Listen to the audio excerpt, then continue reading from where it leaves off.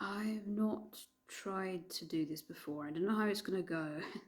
Normally, I only give you what you absolutely need to know, and um, you can kind of take it from there. But at this, it's almost like this actually does deserves a bit longer of a vlog, because when you're talking about something that involves something this intense and this complex, a 15-minute video is not going to fully explain why and how things like this can exist. I feel like I'm rattling through it as fast as I possibly can. I'm not giving the time to it that it deserves, and therefore people are left going, well, but I still don't fully understand. See what I'm saying?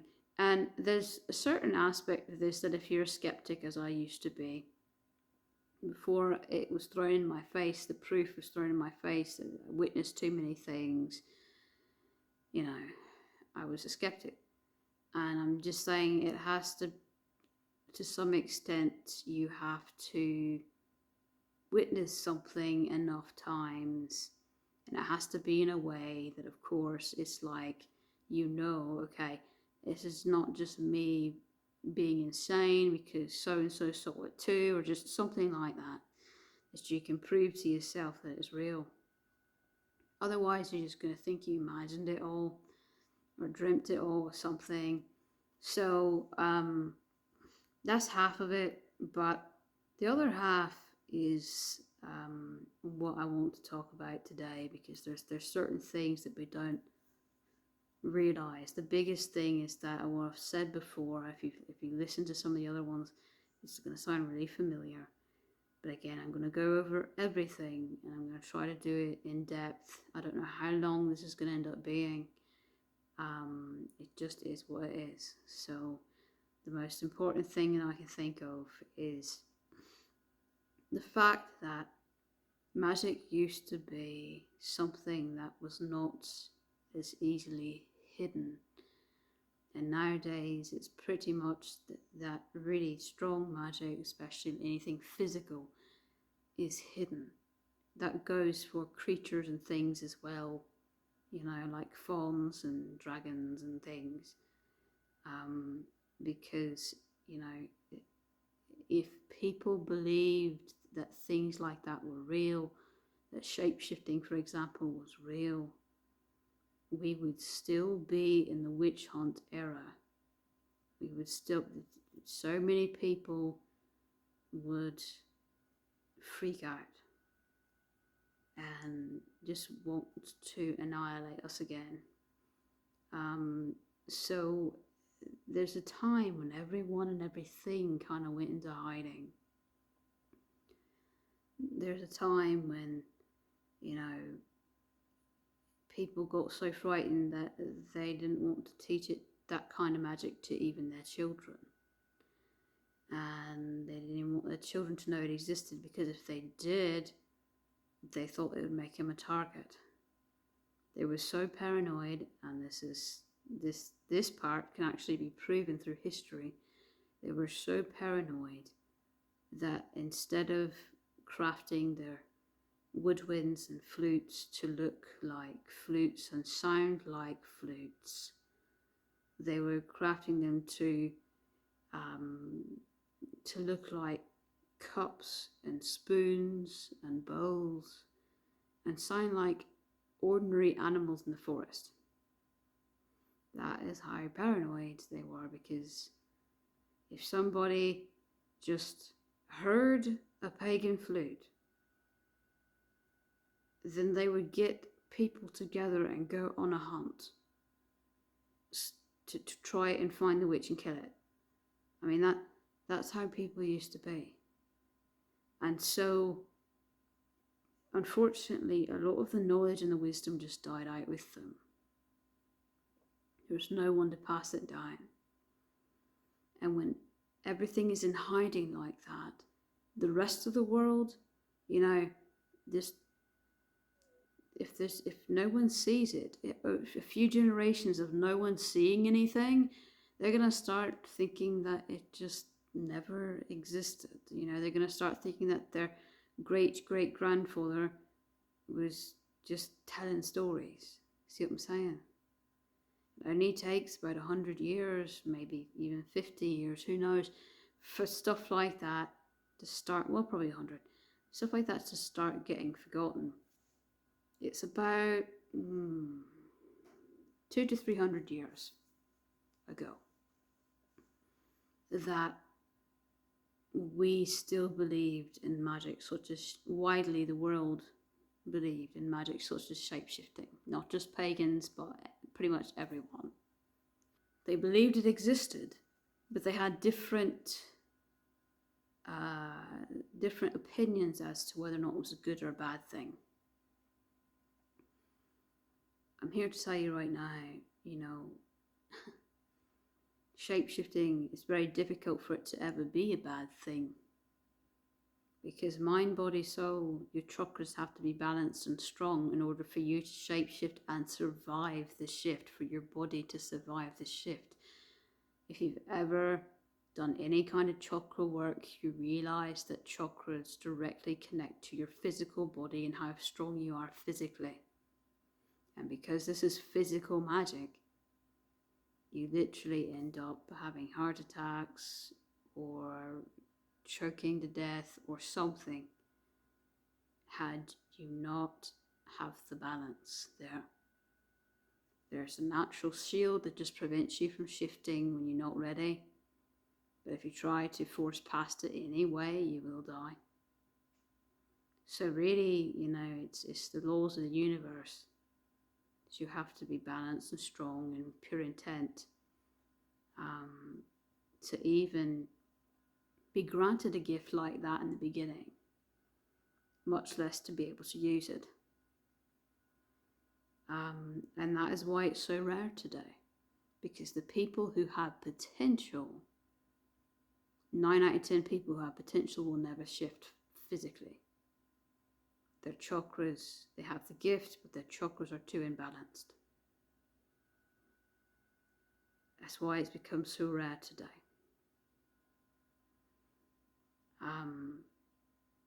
A lot of people don't even know how to mend chakras or where to begin. And I don't blame them if they don't, because nowadays no one really focuses on that. Well, almost no one. So here's a few little stories, or at least I'll tell one. You know, I've been told as a child that I was a physical shapeshifter, but, you know, things didn't really click until decades later when I started having animal telepathy. And then I realized it wasn't just animals, it was trees as well, and I thought I was going insane. Really, I call it the voices of nature, because it's anything of nature that you can communicate with through telepathy. And if you are a shapeshifter, that means that you've got 1 foot in the human realm and 1 foot in the animal realm, and that means that you have the potential to communicate through that connection, because you are, guess what, of nature. Anything of nature can communicate with each other.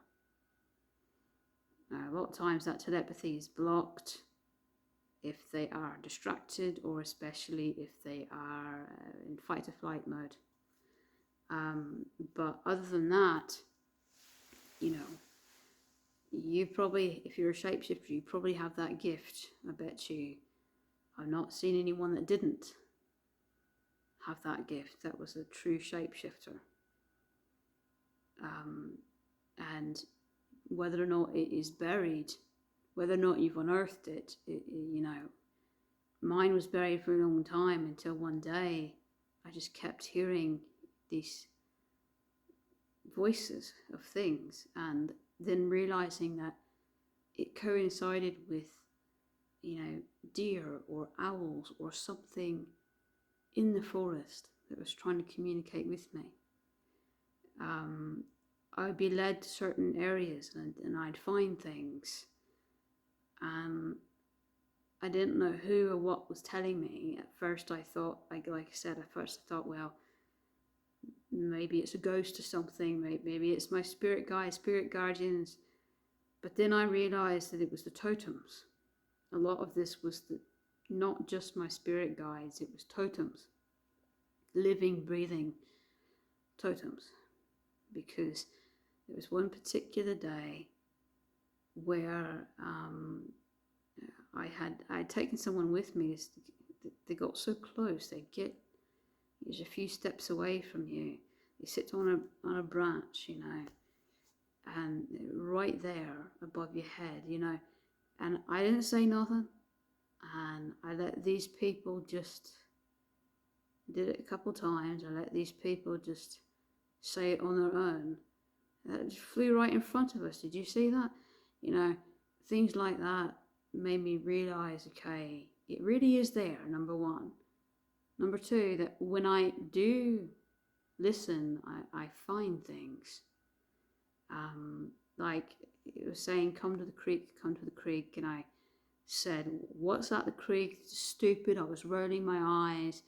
This day is the day that changed everything, because it wasn't just finding, I don't know, a bone, a feather, or something, a stone or something. It wasn't that kind of thing. It was real-time proof of exactly who was communicating with me. And on to this point, I didn't know who, for sure. I was guessing that it was the owls, but I didn't know for sure. So I sought out that day to try and find the owls, just because I wanted to, because I was fascinated with them, really. And there was this one playful voice of an owl. It sounded young. It kept telling me to come to the creek, like I said. I didn't expect anything to be there. I told myself the entire way, this is insanity. I'm insane. Why am I doing this? I'm talking to a fucking owl. I did all that. And then when I got there, you know, she kept saying, you'll see, you'll see. I kept saying, what's at the creek? She kept saying, you'll see. When I got there, she just diagonally flew right in front of my face. You know, just probably, I would say 10, 12 steps away. And it was right there, just really close, you know, at eye level. And I heard an excited me, like to try and make me understand that she was the one guiding me. She was the thing I was supposed to find. So she said me, and I think I just understood at that point that, you know, this is too much evidence to ignore. If that's real, what else is real? You know, what else is possible? And that's when my mind kind of very slowly started to get less and less skeptical. But it was a process, and I fought it every step of the way for a very long time. Anytime that I started to believe, I fought it.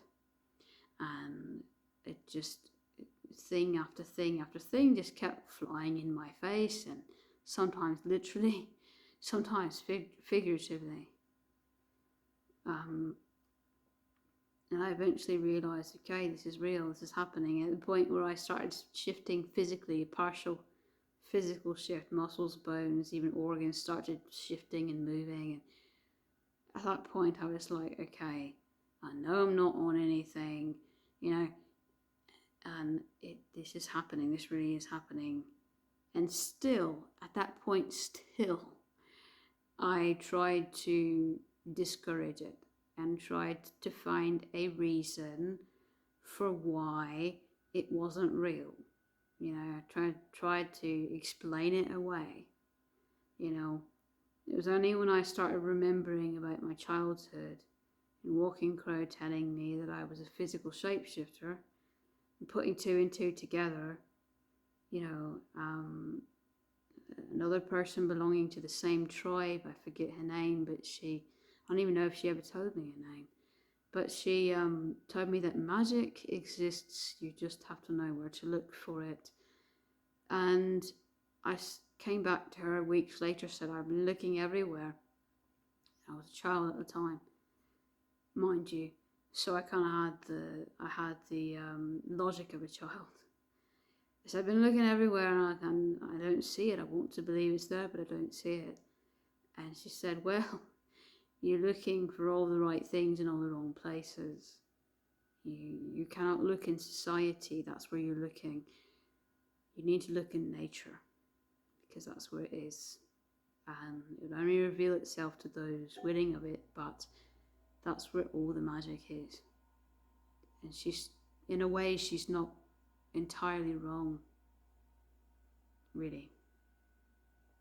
You know, yeah, I'll tell you right now, any creature typically is going to be out in nature, not here, not in society.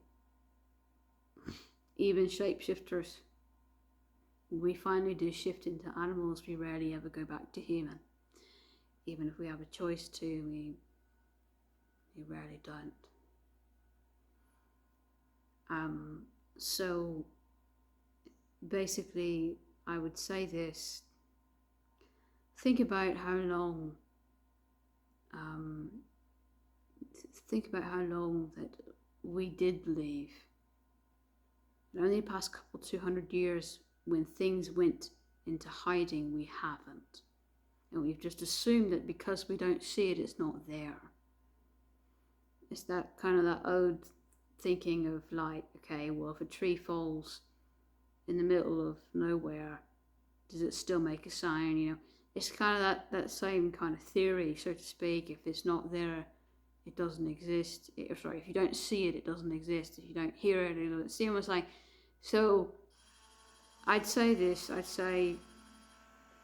you know, why then, before any of our abilities to travel from across one sea to the next, to one end of the world to another, we had no way of communicating, no way of even knowing that someone was on the other side of the world, and yet we're sitting there independently of each other, drawing things like fawns and dragons and different things. We're all drawing the same exact thing. And these drawings got locked in history. There are legit drawings that have survived. And you look at them and you compare them across the world, and you can, maybe they're a little different here and there, but not so different that you can't say, yeah, that's a dragon, yeah, that's a fawn. Yeah, see what I'm saying?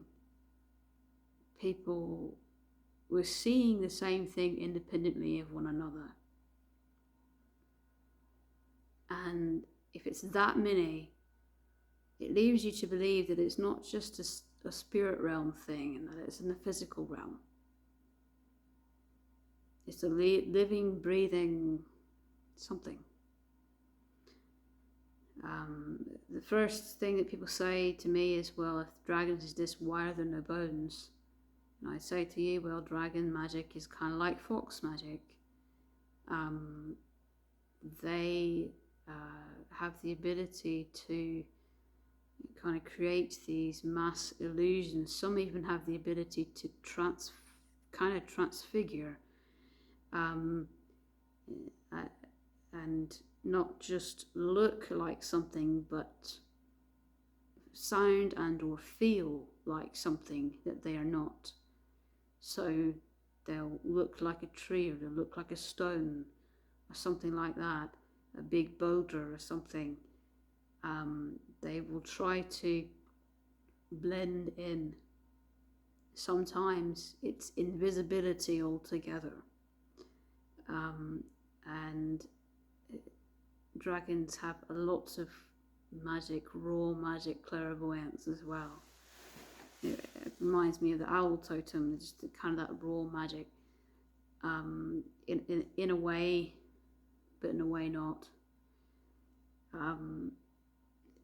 to think that, you're trying to put logic or magic is. Well, a lot of the totem, the dragon totem, has been forgotten.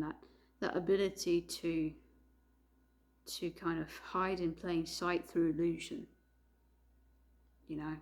like the fox totem. That is what dragon can do. It's a lot like fox, actually.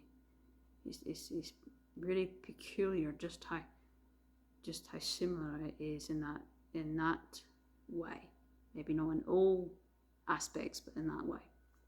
So it's not that crazy to think that when they die, they're smart enough to know not to reveal themselves. If they've got the intelligence similar to a human, or maybe even greater, then you'd imagine that they'd have the sense not to, just... So anyway, again, if you're skeptic, that's not going to convince you. That's actually something I saw a witness of. I saw fire. It's a light post one day in the middle of nowhere, and it's just fire streaming. You could tell it wasn't exactly coming from the light post, but it was right beside of it. But nothing was there. It looked like thin air, but you could see the fire coming from it, and I swear to you, it must have been a dragon. But again, people just rolling their eyes at me right now, laughing. I would have too. At a time, I would have too. I would have, because when I was a skeptic, I would have gotten disgusted with stuff like that. I got disgusted with something as simple as telepathy. I did. Psychics, I rolled my eyes at that. I'm telling you right now, until it happens to you, that's what you're going to be like. Once it happens to you, you realise you don't know what you think you know. So, people trying to put science where logic, science and logic where magic is. There's no room for magic in logic, there's no room for logic in magic. You can shapeshift into things larger or smaller than you. The mass doesn't matter.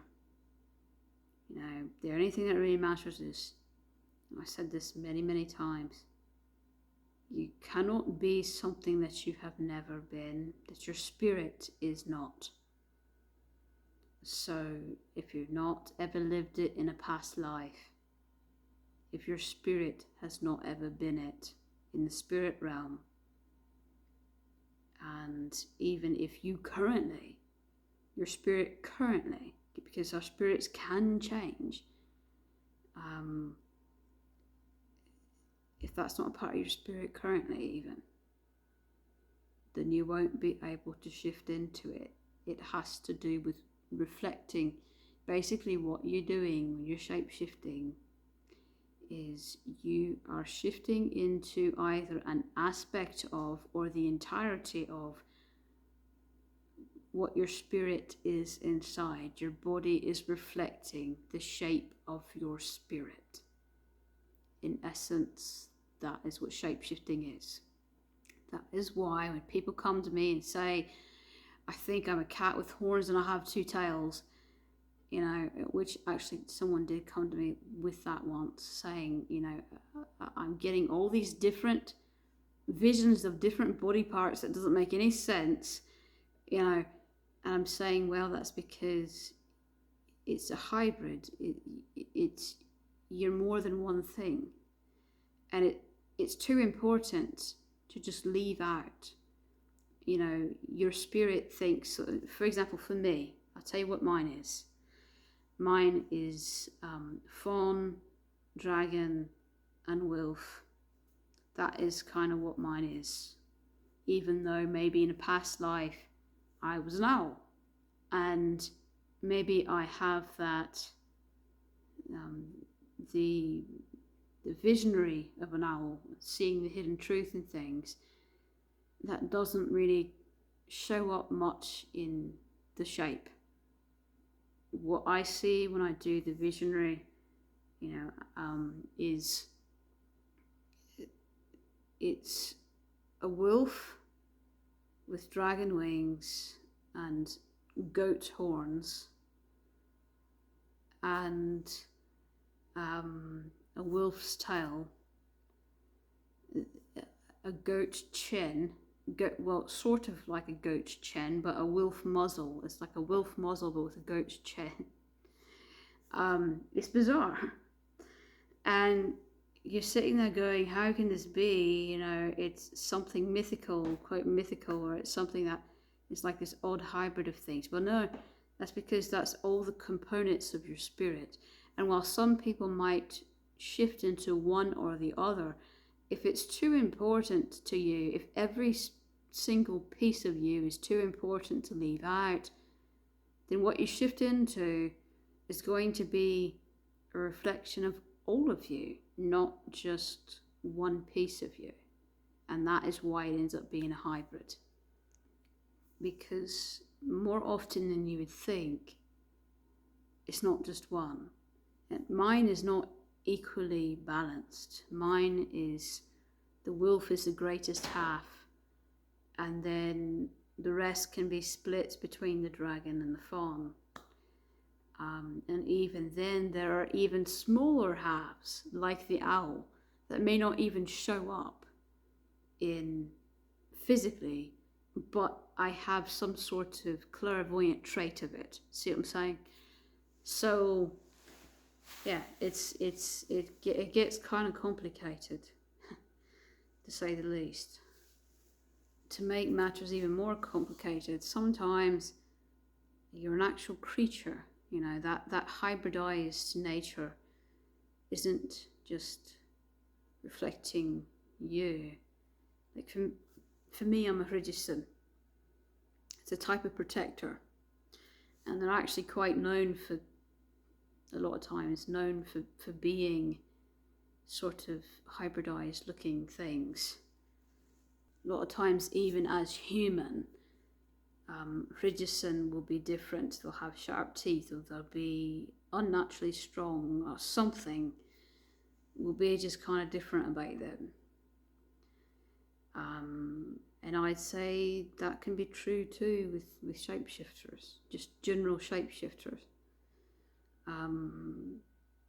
But a lot of times, it doesn't have to be a specific anything. It's just reflecting who you are inside. It just depends. A lot of the, I'll end with this, a lot of the problem we have nowadays is that people they are too focused on mob mentality. They are too focused on what society wants them to think and not think. They forget that, only in the past couple hundred years we thought that nothing is real, and for tens of thousands of years we thought it was. We live in this tiny little bubble, and we like to think that whatever we're told is the truth, and we never really try to truthfully see for ourselves what it is. If we do, we're closing our eyes and we're going, oh yeah, I'll see it when I believe it. That's what we're doing. And walking around like that, being so adamant that you have to have a really, really open mind, because even to someone with an open mind, doubt and skepticism will get in the way. And then if you don't have an open mind, then you'll never let it in at all. You never even have a chance to see anything. It starts with an open mind. That is where it begins. You'll be fighting yourself. There'll be a battle in your head. But it begins with an open mind and really looking in the right places. I am a firm believer that the totems out there in nature can teach you a lot more than then you're just sitting idly in society. I do believe that what she said, there was a point to that.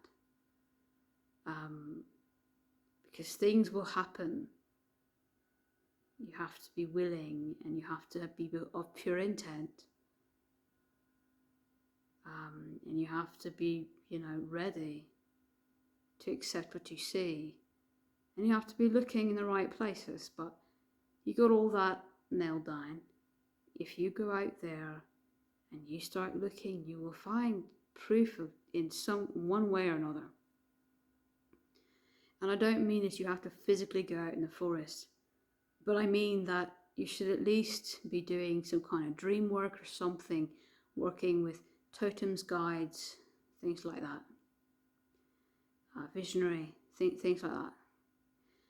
I do think it's healthy to go out in the forest if you have the means to, but at least be doing some kind of dream work or visionary work to try and get yourself answers, and then prove those answers to you in some way, in one way or another.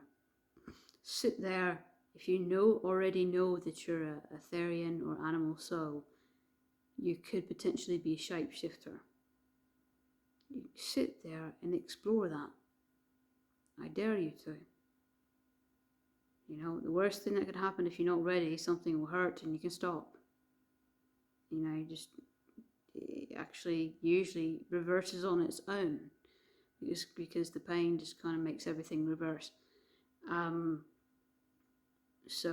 there are people who are legit Therian / animal soul, animals people, that do not have the gift to physically shift anymore because they are, I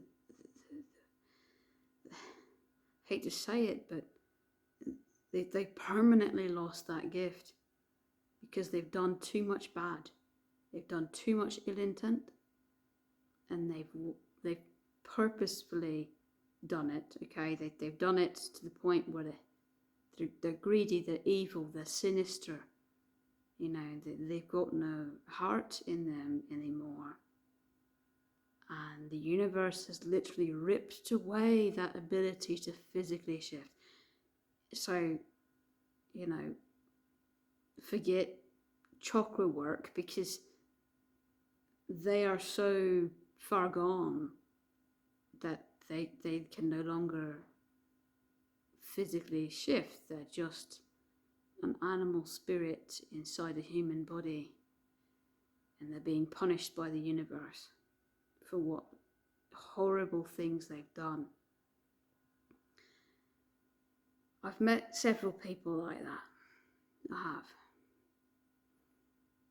I hate to say it, I've met more people like that than I have met people who still have the ability to physically shapeshift, or at least the gift for it. Maybe they don't have the ability currently, but had they work on their chakras, the gift is there. It's not taken away from them. They still have it, the potential. So you have to sit there and say, okay, which one am I? What have I done or not done that might merit or deny me of that ability? Am I just somebody with an animal spirit, or am I of pure of heart enough to maybe potentially have the ability to shapeshift? I don't know. There could be an in-between to that. There could be somebody who just not done anything wrong, but in this particular life, maybe is just a human. But I think that's really rare. Because usually, typically, if you've lost the gift entirely, you've done something wrong. If you try and nothing happens, and you've not done anything wrong, then it's just a chakra imbalance, and that can be fixed with a lot of hard work. and I do mean it's going to take a lot of work. If you're not mind, body, soul balanced, like I said, chances are you're going to sit there and nothing, it's going to be crickets, nothing's going to happen. You know, people who really believe, have absolutely no doubt, maybe could get a little bit of something to happen. But it again, you'd feel pain. And if you're balanced, you should not feel any pain. It might be a bit uncomfortable. If you're balanced, you shouldn't feel any pain with it. Okay, so if you feel pain, it's a chakra imbalance. I've said that many times, I'll go over it again. If you feel pain, it's a chakra imbalance. Okay, so more on that specific part of it in other vlogs that you can look at about different, you know, physical shape shifting and things. But yeah, I really think it's anything. It's not just shape shifting, it's anything like this that's physical, tangible. Even something like telekinesis. It's something that, you know, number one, you're going to have to see to believe, and number two, it's going to have to be a willingness there to really open your mind to it.